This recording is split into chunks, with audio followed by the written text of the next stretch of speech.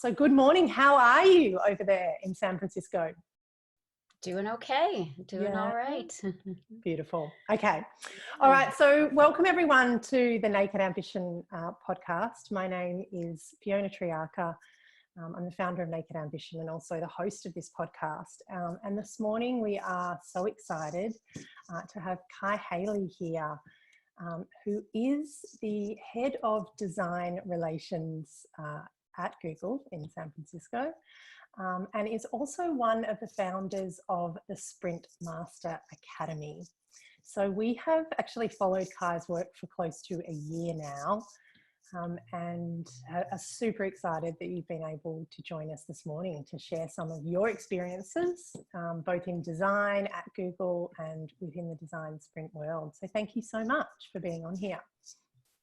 Thank you for having me. I'm excited to be here. Cool. And thank you to all of our participants that are joining this morning as well. This is super fun to be doing this session live with you this morning. So first things first, before I even talk too much about your bio, can you tell us a little bit about yourself, Kai? Tell us about your career and the role that you're doing now at Google. Absolutely. I, as you mentioned, currently lead the design relations team at Google, and I've been doing design advocacy for the design community outside of Google for about 4.5 years now. I am a UX designer by trade, and prior to founding the design relations team, I worked on the search ads product for 3.5 years as an interaction designer there. So my journey is long and, not very straight, as most of them are, windy to get to Google.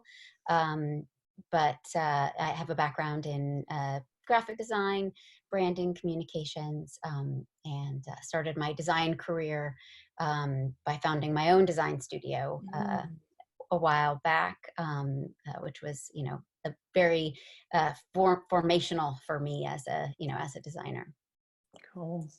And you had there was a bit of a pivotal moment early on in your career, wasn't there, where you were influenced by who was then one of the directors, I believe, at IDEO, and you fell in love with design thinking. Can you tell us a little bit about that moment? I think you were in uni at the time.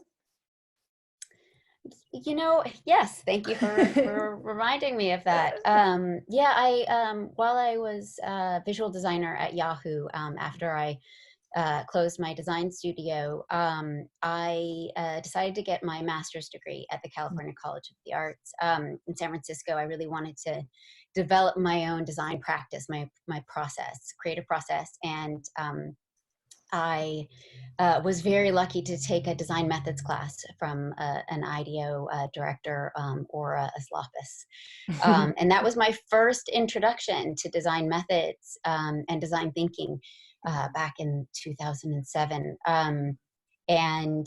So for me, that was a really pivotal, inspirational moment where I started to build more of my user-centered design practice because I had a background in branding and communications and visual design.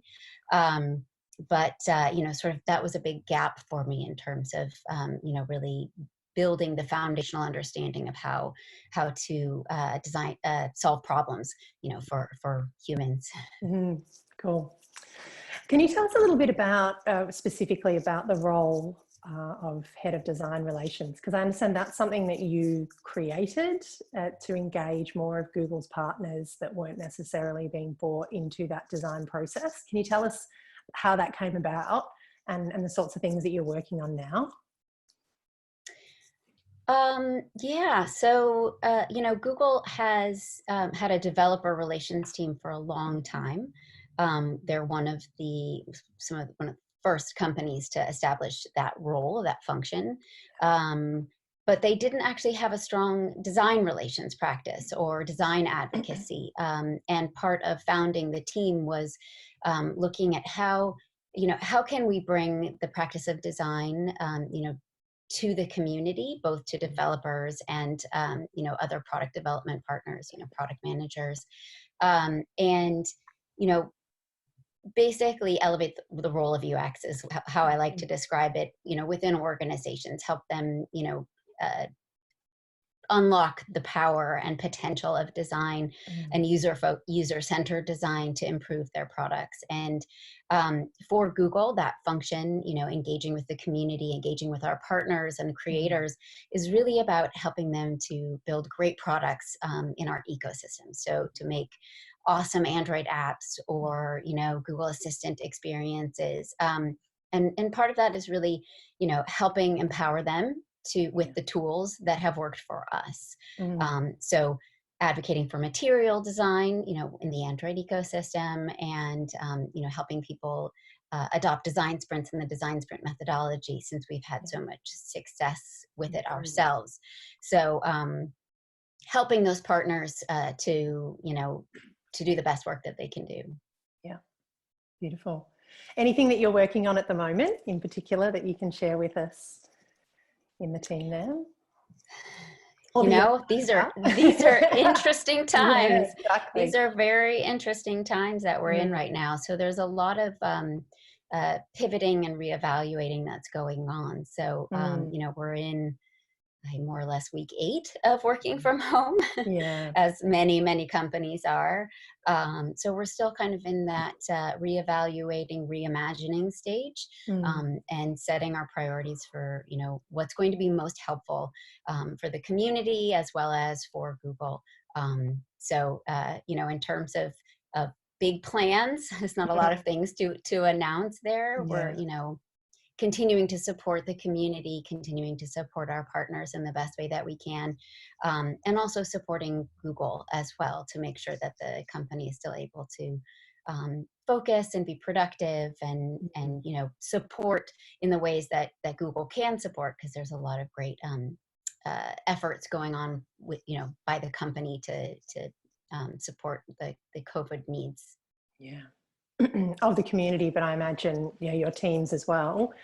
Is there what has that been like internally for teams at Google? And every single organization is facing this in different ways, and has its own unique set of challenges, which as unique as each organization is, obviously.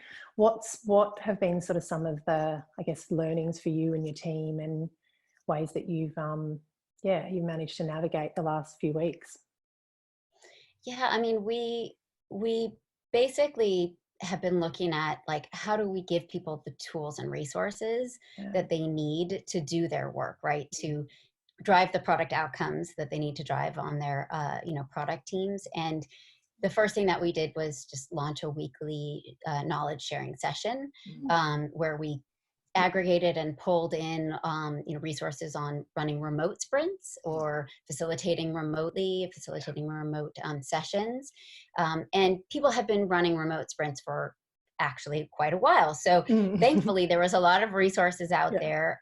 We hadn't really leaned into that very much, because working in person is always, the best case scenario, and we all love that, and we love what comes from, connecting with people in person.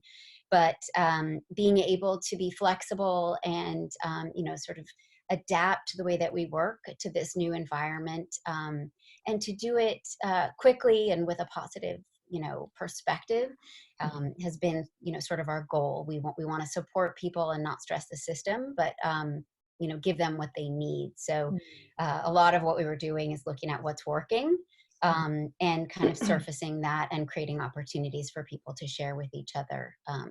So we're not experts inside of Google by any means with the remote, design sprint process. And there are a lot of folks outside of Google that are doing a really great job. So one of the other things that I did was bring in some external experts to share, their learnings and their tools, and to try to find what would be really helpful for people. It's been an absolute explosion, hasn't it, over the last few weeks of this whole remote design sprint. A few of the guys here are doing the virtual design sprint with probably some of the Robert and the crew over there that you've been talking to, no doubt. I think it's great to see. I mean, there's always the silver lining, but some of those things being accelerated is definitely not a bad thing in any case. Can you tell, while we're on the topic of design sprints, so you have now trained over 800 Googlers and Google partners in the design sprint methodology. And you're actually one of the founders of the Academy. Can you tell us a little bit about what happens inside the Academy? What does that involve? Yeah, so we have a couple different levels of training programs, and we've been running them for about 5 years. I have a team of trainers, volunteers that are expert Google Sprint Masters who help to run the intro training and, kind of get people familiar with the methodology, start trying on facilitation skills, and then once they've run their first sprint, then they have they're added to our community, and they have access to our advanced training programs, which we often bring in external experts for, really focused on building facilitation skills and expertise with product development, problem solving, strategy, those kind of things. Mm-hmm. And I mean, the Google Ventures was the beginning of design sprints. So I think the design sprints were born at Google years and years ago, and then obviously made quite famous by Jake Knapp and the Big Blue Book. Can you tell us a little bit about how design sprints have evolved in their usage internally, from maybe being something that existed just within certain product teams or a part? I mean, you've been a big leader in that evolution. Can you tell us about that, the sort of the before and the now? Yeah, absolutely. Design sprints sort of, were born at Google, Yeah. kind of at the beginning of both Google Ventures and Google X. Yeah. And were really looked at as a way to kind of level up UX at Google and help teams to work more cross-functionally. So the methodology has evolved in different ways across different parts of the org. And the Google Ventures specific canon has been optimized for working in the startup context, right? Working with small teams who are rapidly iterating. And inside of Google, it's a massive company with very different cultures across different product areas. And so as over the last 5 or 6 years that we've been teaching it, we've been looking for what are the commonalities across those different product teams, and how do we help people to learn a base methodology that they can adapt and then use based on the culture or the, say, decision-making models that their org uses, or the type of products that they work on. So if you work on a very well-established product like search, you're going to apply the methodology a little bit differently than if you're in a new territory and doing more exploratory visioning type work. Then the methodology will be, your sprint will look really different. You'll design your sprint in a different way. So, it's a really adaptable, flexible framework that we try to teach the sprint master or the facilitator to understand how best to apply it and design their sprint to meet the goals that they have. Yeah. And so it's not really like we don't have like a plug and play, right? Yeah, where absolutely. you follow, we like to say no two sprints are the same. Yeah. And so, it has evolved over time, and it takes on different forms, but ultimately it comes down to, trying to provide the best tools to people to work collaboratively, cross-functionally, and iteratively. Yeah. Which takes time, that knowing which tool for which context is something that no doubt that wouldn't be what you would expect from your beginners that go through the Sprint Master Academy. I'm sure that's the deep expertise so that we get a full picture of this, because I think a lot of our audience as well are some are keen sprinters, some have done a lot of them, some are quite new to this and might be trying to understand the value themselves, so that then they're able to demonstrate some of that value in organizations. So in that context of thinking about a search sprint versus, an area where it's future of. We don't know what's going to happen, and, it's imagining what could be. Can you talk to us a little bit about how you might approach those differently, like what they might look like? Yeah.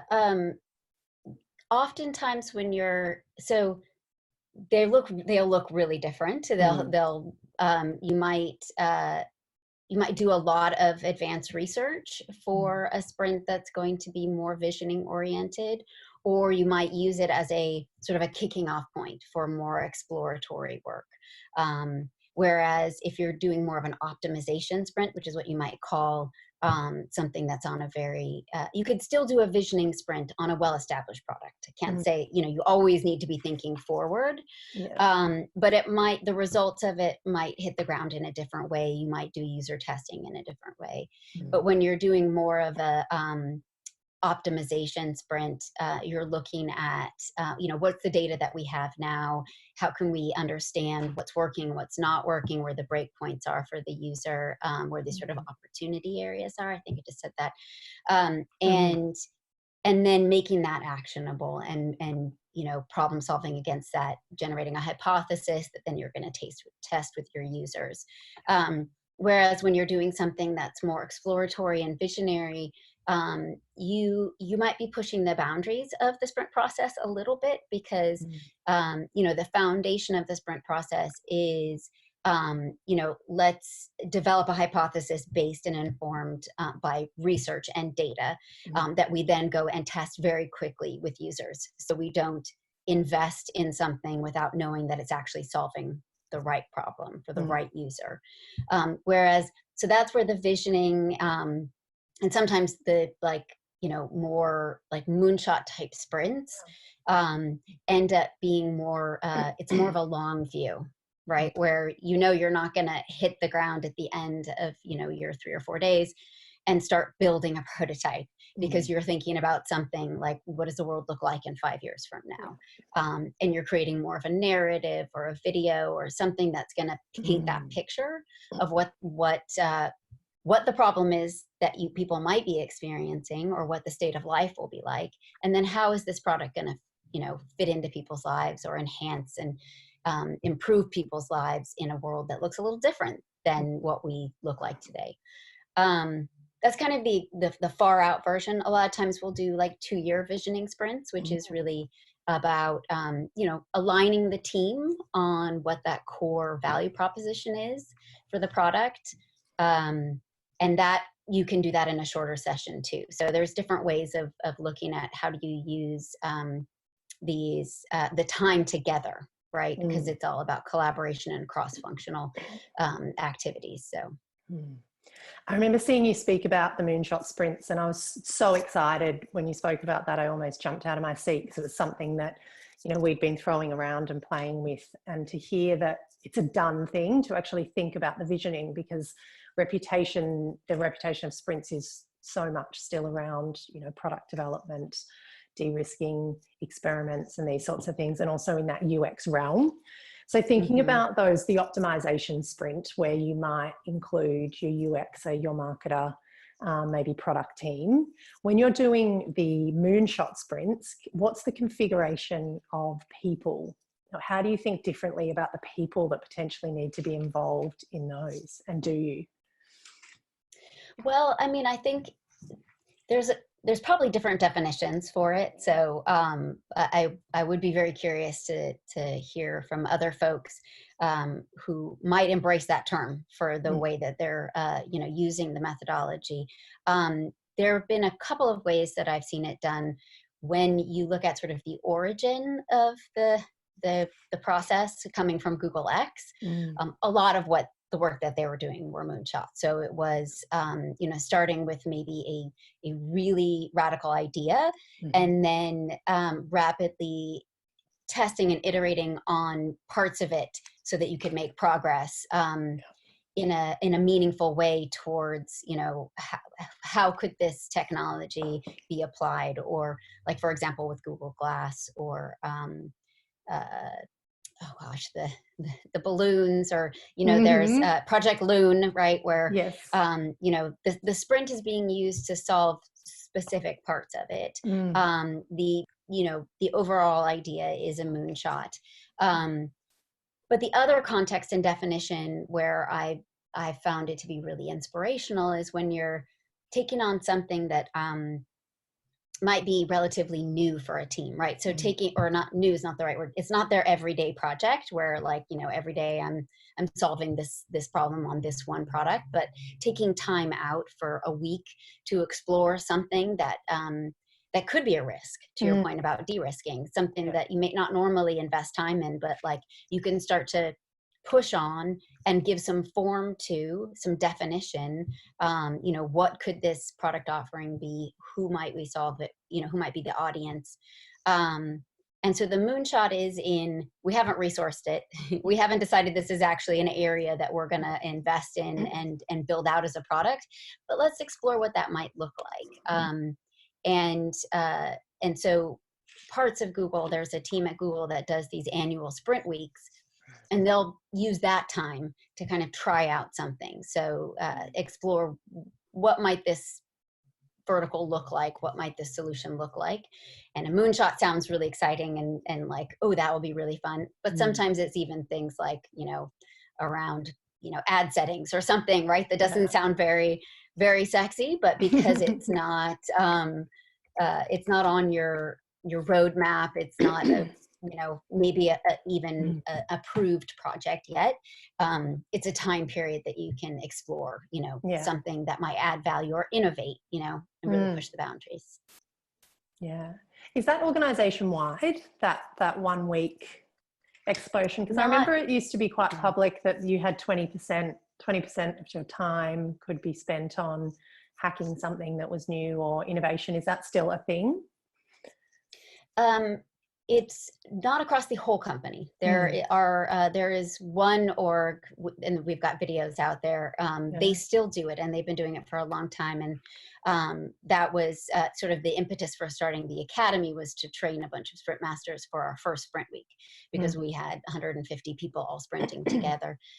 Some of them on, very specific resourced products, but some in these areas that Google hadn't even gone into yet. So it's not company wide, but it would be great if it was. I mean, I suppose that happens with growth. There might be a few of those things that fall by the wayside.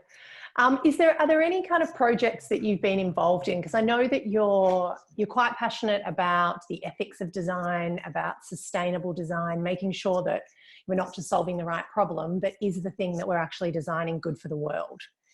Are there any projects that you've worked on, even in the past, that you're really proud of, that have kind of come out of using some of these methods, that you could talk to us about? It's an interesting question. I was thinking about this. I started a speaker series, the Design Is series, specifically around this topic, because mostly from this place of, I'm not an expert, right? And I'd love to hear from other people, and let's start a dialogue with the community about what tools are there for designers and UXers to actually make responsible design decisions and to influence their product teams to be ethical, or to be prepared for what's coming in the future, or to influence the future. As designers, our purview is actually creating the future on a daily basis, even if we don't feel it or know it. So part of the impetus with that program was to inspire each and every one of us as a creator to think about that role of what we're putting out into the world, and to knowledge share around how what are the ways that we can, that we have available to us, to make intentional choices. So from that perspective, I'm very proud of that series, because it was incredibly, for me, educational, and coming from that place of not being an expert, I learned so much from so many people, and I look for those kind of opportunities where I can connect people and surface resources that will help people, on the ground, as I like to say. Like, how does it hit your product development process? How does it hit your daily, design process? And, so much of that is hard as a UX designer, because you have a very specific task and a very tight timeline. And so then how do you stop your team and say, hey, is this the right thing to do in the world? Yes, profit's important, but is this what we want, what we want to create in the world? And that's a very hard thing to do, as a designer, or even to have the visibility to know that the decision you're making is going to have these long-term consequences. Absolutely. Because that's a big part of it as well. It's like not actually knowing the implications of what you're creating may have years down the track, and I think it's a really interesting point, this concept of your, design is series, particularly for people at the beginning of your design career as well, where, and it might be a gross generalization, but people, you are more idealistic, I think, as well about, the change that you want to make in the world and the kind of impact that you can have. But then as well, it might coincide with a time where you don't have as much of a voice, or you don't feel like you do, to have that influence over the sorts of design decisions that are made, or the direction of the company, the team, and even your industry. So those things are so important. What could we do, absolutely. do you think? I mean, things like that series is a great example. Like, what do you think is missing in the design community when it comes to sort of support, or could there be more of when it comes to support of designers? Something like, the Sprint Academy is an amazing example of that, 800 people and partners and people associated with Google. But what else do you think could be done, or would you love to see?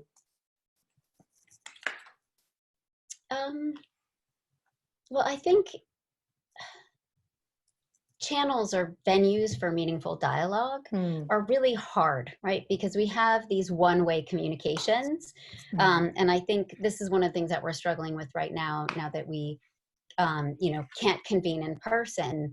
How do we make space for meaningful dialogue? And a lot of times you gain, you gain something from, being able to talk to people, go to a conference, like, sort of process the ideas that were generated and debate them, right? Because a lot of it comes down to when you share your perspective on something, you're able to expand that, right? Because I absorb something in one way, you absorb something in another way. We're hearing the same thing.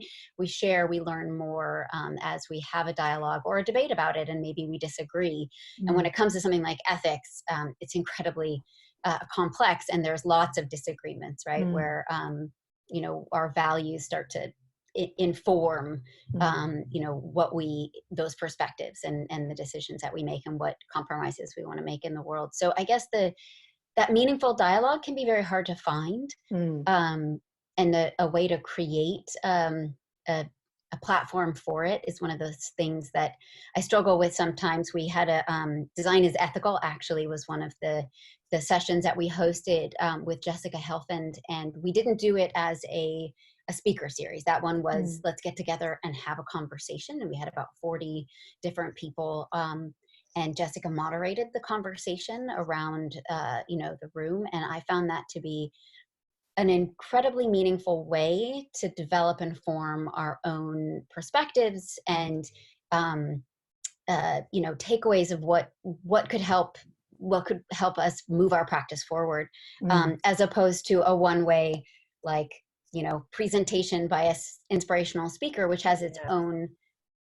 place. And we have lots of that. And I appreciate that, transition of knowledge in that way. But, ways in which we can actually debate together in a safe environment is, for the community, is actually mechanically hard to figure out. It's pretty rare, actually, isn't it? It's like most of the time it is that one-way conversation at conferences, the speakers and then the audience. But I think that's a cool idea.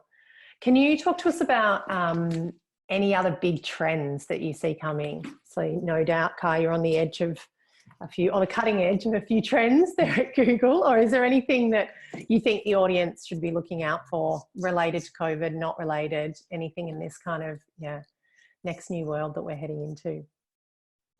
Well, to build on that sort of question or topic of how do we create meaningful dialogue and how do we build connections between people, I think it's really interesting to see what COVID is, how this is pushing us to be more creative in the way that we engage and connect with people. And I'm very intrigued by things like, people hosting concerts in video games like Fortnite and Minecraft. And what might these gaming platforms have to offer us from a social perspective?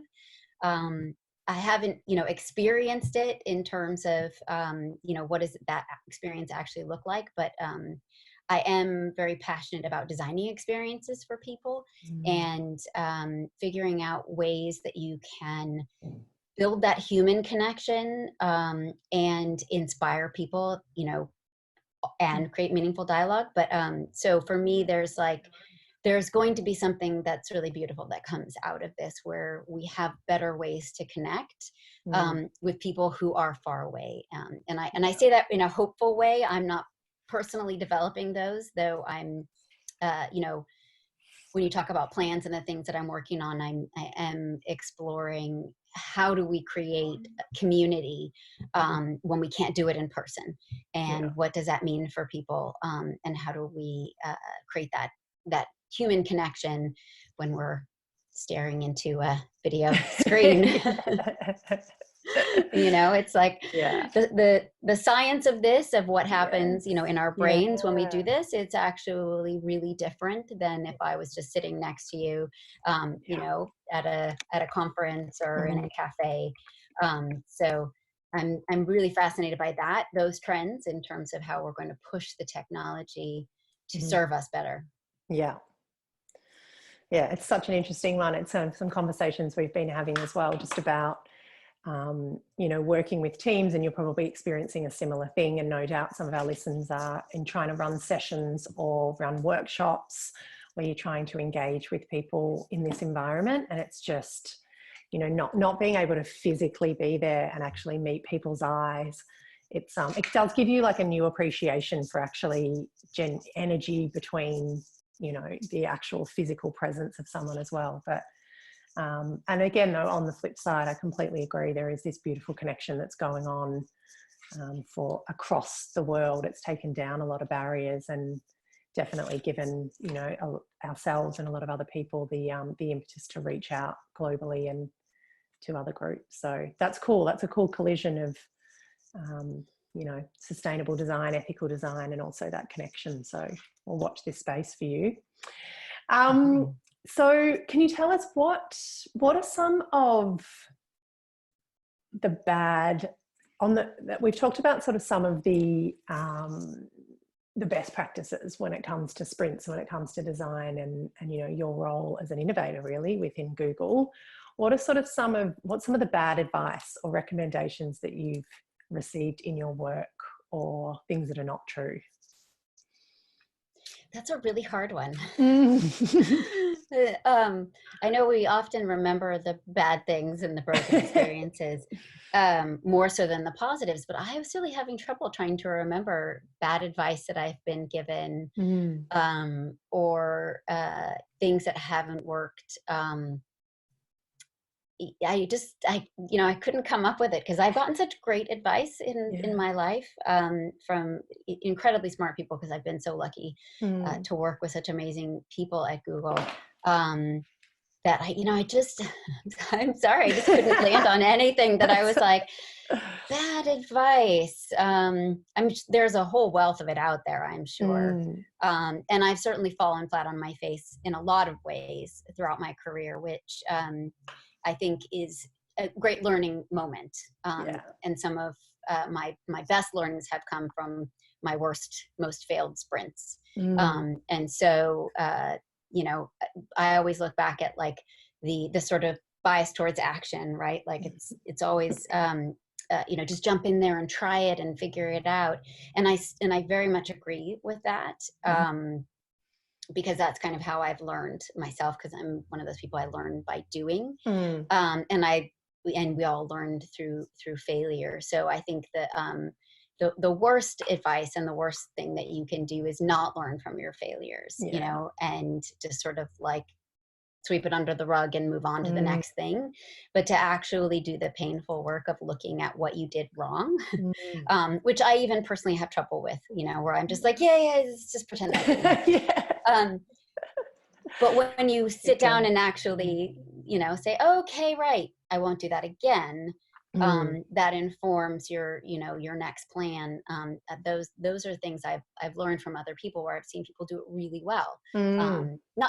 Not wallowing in your failure, but really saying, okay, dust myself off, learn from it, and then share it with other people. Right? This is what I learned. Hopefully, will help you. And to make something good out of that, has been really, I've seen that be super, super successful. Yeah. Have you got a story for us there? Is there an example of kind of one of those times where things haven't really worked out, whether it's specifically on a sprint, and then those lessons that you learned? I have more than one. That's why I'm like, let's see, where do we start? No, it's interesting because I do train a lot of people and I teach a lot of people, and I find that most of what I'm teaching them is based on my own, like, don't do that. I did it. It doesn't work, and this is why. And so I, recently was trying to come up with some super successful examples, with metrics and business value. And I was like, oh, I mostly have really great stories of what not to do. So like particular specific ones, I would say my most challenging sprint that I ran was one I run inside of Google. I've run them for a variety of product teams. So while I was on the search team, I would go and help, the Android team, or, the cloud team, which was really fantastic way to get to build relationships and understand these other product areas. And that's kind of how our Sprint Master Academy works, is you have an opportunity to go kind of like 20%, it's like a 20% time, and help another product area. And I did a sprint for very early days, and I didn't have my checklist of all the things that I should check in advance. And I did a sprint for another team, and I organized everything, and I did this big kickoff on the beginning, and we're just gonna create the safe space and connect everybody and do these icebreakers. And then 2 hours into it, like 5 new people showed up. And I was like, I just created all the safe space and we did this icebreaker, and and now you're messing with my mojo. So it was like that was one of those moments. And throughout that 3-day sprint, new people kept arriving each day. The next day, half the people were gone and a new set of people. And I was like, I don't think you guys understand what a sprint is. And so that was one of my learning moments, which was like, be really, really clear, with the organizers that you're working with about who the sprint participants are, that they're consistent throughout the whole sprint. These kind of things that seem, of course, that's obvious, but apparently it's not obvious to everybody. And so, some of those things of like over communicating. And from that, I came up with a checklist that I used in planning all of my sprints with other teams, because I realized there was a lot of things that I hadn't over communicated about. And it's really hard to run a new sprint with new people every day. Yeah. Such a good one. And never assume, because it's so, for so many people, it's just like a workshop. It's just I can come to day 2, or maybe I'll just drop in on day 4 and kind of see where everyone landed and then give my view. And yeah, beautiful. What about it's become a pretty popular debate, or something even we go back and forth on, but the not enough research, the too much research, that kind of like that beautiful, when is enough before you go in, depending on what you're doing. And have you ever had that moment where you kind of get to day 2 or even the end of day 1 and it's like, we got to stop, we actually don't know enough? about this customer or this scenario? Yeah, I've been asked that question before too. Have you ever canceled the sprint after the first day? I haven't, because I have everyone's time. So I'm like, let's pivot. But I do have an example of a sprint where by the end of the first day, we pivoted who our target audience was, right? So we were initially looking at new users. How do we engage new users? Streamline the onboarding, get them in faster so that we can get them, completing transactions. And through the problem framing on the first day and the analysis, looking actually at the revenue numbers, we came to the conclusion that we really needed to lean into high volume users, people who were already experts in the product, and that if we could supercharge them, we would actually generate a lot more revenue than focusing on onboarding these new novices. And that was really interesting for, realizing that we recruited new users to come for the user tests. And we were like, oh, well, okay. But what we ended up doing was leaning into that and developing prototypes and concepts. We tested some of them with the people that we had. But then we also set up user tests for the following week. So rather than say canceling the whole thing because we'd set it up, targeting the wrong user, we just figured we'd get to the prototype. So then we'd have something that we could test, because you could always bring more users in later. But I've had those kind of pivot moments where you realize you didn't do enough problem framing before the sprint. So it's a combination of research, but also really understanding what is the problem for that audience that you're trying to solve. And a lot of times I've certainly been in we don't have enough user research. We don't know very much about these users. I've been in that position before. I try to get in front of that. Yeah. It's learn every lesson every time. And you've said something really interesting as well, is it's like, I'm going to keep going because I've got people's time, because so frequently that's the battle, isn't it? It's even whether it's the 5-day or 3-day, or you're even doing something that's a bit more deconstructed. It's still, if it's the right people in the room, that's the biggest hurdle a lot of times.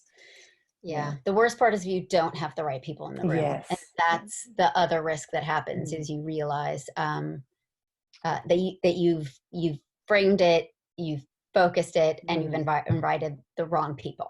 And then you don't have the stakeholders that can actually make the decision. And so, that's what I'll say. If you have the right people in the room, then make the best of it, pivot, do what you can with them. But I have cut a sprint short before when I realized we didn't have the right people actually to that point. We were supposed to have some decision makers and stakeholders in a visioning sprint, which really needed their input. They weren't able to make it, and so we scoped it down and cut it short, and really looked at what could we do with the people's time that we had to get something that would be valuable to take back to those stakeholders. But we cut out user testing because we realized we weren't going to make it that far without input. Yeah, good call, it sounds like. A little bit just back to you, I think, on a more personal level. Are there any favorite go-to books or podcasts, or where do you really go now to get your inspiration? What are some of your faves? Well, I am a really big fan of Daniel Stillman, of course. He has a fantastic podcast, Conversation Factory. And I definitely, he's one of my go-tos when I'm like, what's Daniel interested in these days? Because he's always sort of forward thinking in this space. And I listen to him regularly. You've been on that podcast, haven't you? You on that podcast? I was, yes, very, very honored to be on that podcast. We'll link that. A while back. Yep. Yeah. And he does a fantastic job. And I love his new book too. Good Talk. Yeah, cool. Which I've been reading. And And I tend to ask people, what are you reading to Mm. this point? And then kind of follow down that trail. And the one I'm reading right now is called Culture Code, which is all Yes. about, Yeah. how you, Mm. create good culture. So I tend to kind of follow other people's recommendations, or, ask people what they're reading, and kind of follow that trail based on what Mm. what am I currently wrestling with. And right now I'm really looking at, how do you create really strong cross-functional Yeah. relationships, and Mm. what makes a really effective team, from a culture perspective, and like I like to say again, on the ground, right? So Mm. like when I start my meeting tomorrow morning, what are the things that I can do very tactically to improve the culture on my team? Because conceptually, we all know or maybe we don't all know, but we have an idea of what, a high functioning team should look like. But how do we get there? So true. We know it when we feel it, but it's a hard one to label. Yeah. Can you stay on that actually? Because I think that's really interesting. What are your non-negotiables when it comes to culture? Or what are sort of some of the things that you always try to bring to a team? You've led a lot of teams, you've worked at a lot of organizations, you've led your own organization. What does that mean for you? I think it's a really good question, because I think it's evolving, Mm. and it depends on the scale that you're working at, right? The large team, um, how you create that culture or that safe space, at 100 people is really different than how you do it at 10 people. But within a big company, you are often these pods of smaller groups within larger groups, and so you have to look at what works, within the domain that you have. Um, for me, it's about being able to give feedback Mm. and have open lines of communication, which I think is hard for everybody. So, making space and time to check in with each other, and um, make everyone feel included, which, again, these are really hard things. I don't Mm. necessarily have the answer, but uh, one of the things that I look for is how well are people's relationships, interpersonal relationships across the team. So as a leader, when you're trying to create the space and opportunity for people to collaborate and work together, so it's not always interfacing with you, Mm. um, and so that they feel comfortable with each other, and they have, sort of the structure to engage with each other, and also in a human and fun way. And one of the things that I really value is humor, which I think is kind of a funny thing to say, because I actually hadn't really realized this till recently, when I just noticed that I have a tendency to recruit people who, bring that sense of humor Yeah. to the team, to kind Yeah. of liven it. And so creating that balance of personalities is really important, Yeah. and figuring out ways to find the humor in a situation, even when it's a very challenging situation. So yeah, for me, it's about being able to create that safe space, and um, you know build the team within the larger org that you sit Mm. within, which you don't always have control over. Yeah. Um, but then also trying to help and advocate for the leaders in the team to know, if you have open communication and feedback channels and Mm. people want to hear the feedback, then there's an opportunity for growth and Mm. change. And I really, really value leaders that are flexible, that say, Mm. let's try this out. If it Yeah. doesn't work, it's okay. I don't know everything. I don't have all the answers. Yeah. That's a really important one. I think the humor one is, there's more to it than it just being about fun as well, isn't it? Because I imagine that, that especially where you work, you're recruiting, high achiever type A personalities, probably people who put a lot of pressure on themselves to perform. There are all of those sort of things in it. So it's, it's really important sometimes, while for a lot of people, it's about the mission and what they're driving, and but at the same time, not to take ourselves too seriously. Yeah, and at Yeah. Google, we take ourselves really seriously. Yeah. I'll be honest. we don't have time for fun. So that's the piece where I'm always like, let's just take a, actually maybe we could quantify the value of fun to our productivity. Because if we're, if our head nose to the grindstone all the time, I mean, we do value it at Google, and it's like the well-being is really, really an important thing that we look at. But I will say we do take ourselves pretty seriously. You're doing your bit to change a bit of that. Cool. Okay, final question for you, Kai, before we let you get back to your day. So what is your advice to everyone who is out there listening? So they would range from being organizational leaders, the kind of internal enterprise innovator or the entrepreneur, anyone who's starting out in this. What is your advice to those individuals about trying to drive change inside their organizations? Yeah, the way I always look at this is that idea of an experimentation mindset. And I'm in the process of designing small experiments right now as we're looking at, adapting to our new circumstances. So, really embracing the mindset of, I don't know the answer, but here's the problem that I'm trying to solve, and let's try a few things towards solving it. So the getting started is really important, and not being afraid to get started, and not being so concerned with getting everything right and completed before you start to make progress towards that solution. If you're starting from a really well-framed problem, then you're in great shape. And so a lot of times that's where I start with, like, what is the problem we're solving? And who is the user who's experiencing it? And I don't always like the word user. Some people use the word customer. Sometimes I just use the word human. What are the problems the humans have that you're trying to solve for?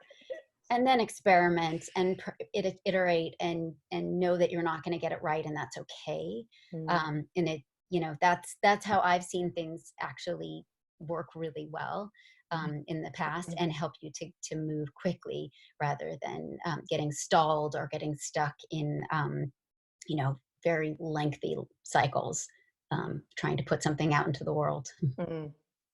I think always good advice in any conditions, but especially now, the experimenter's mindset. So thank you so much for that. Thank you for joining us. It's been an absolute pleasure talking to you today. We're so grateful to have you on, and we look forward to sharing this more broadly. So thank you to everybody as well that was able to join us live this morning. And we will be talking to you all again really soon. Have a beautiful day. Thank you so much for having me. It was such a pleasure. Thanks, Kai. Chat soon. All right. Bye. Take care.